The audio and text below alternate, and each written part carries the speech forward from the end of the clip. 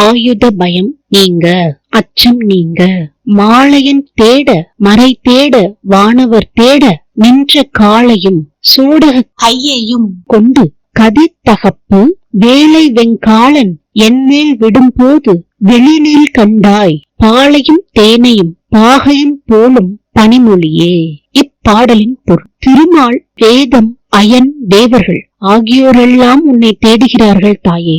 அவர்களுக்கு தரிசனம் தராத நீ உன் திருவடிகளையும் வளையல் அணிந்த அழகிய திருக்கரங்களையும் கொண்டு மும்முனைகளையும் உடைய சூலத்தை யமன் என்மேல் விட வரும் காலத்தில் வந்து என் முன்னே காட்சி தந்து என்னை காத்தருள்வாயாக.